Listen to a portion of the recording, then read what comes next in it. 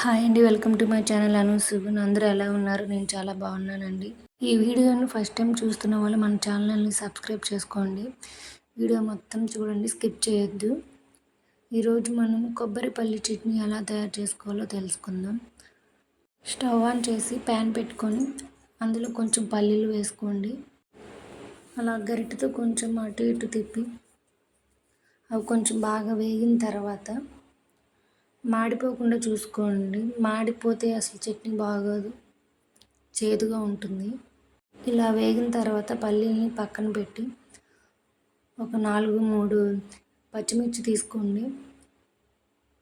అదే ప్యాన్లో కొంచెం ఆయిల్ వేసి పచ్చిమిర్చి కొంచెం అటు ఇటు కలపండి, మగ్గనివ్వండి.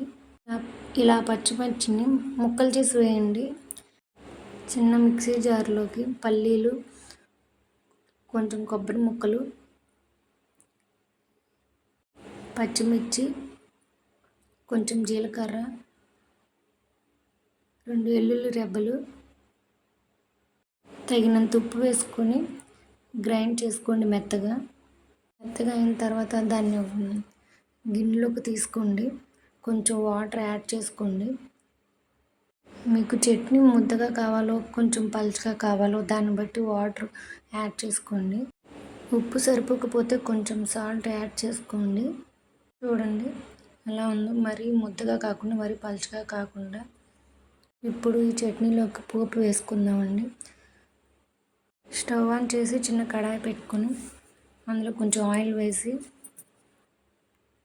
తాలింపు గింజలు వేసి ఎండుమిర్చి వేయాలి. కొంచెం కరివేపాకు వేసుకొని కొంచెం గరిటెతో అటు ఇటు. ఇప్పుడు ఈ పోపుని చట్నీలో వేసి గరిటెతో అటు ఇటు కలుపుకోవాలండి.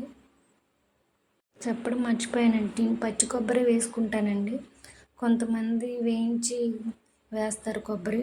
నాకు ఎందుకో ఇష్టం ఉండదు, పచ్చి కొబ్బరి వేస్తాను. పచ్చి కొబ్బరి వేస్తేనే టేస్ట్ బాగుంటుందండి.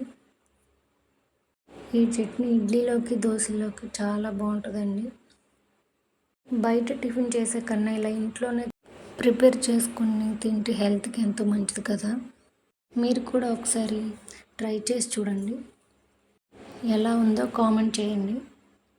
ఇలాంటి మరిన్ని వీడియోస్ కోసం మన ఛానల్ లైక్, షేర్, సబ్స్క్రైబ్ చేసుకోండి ఫ్రెండ్స్.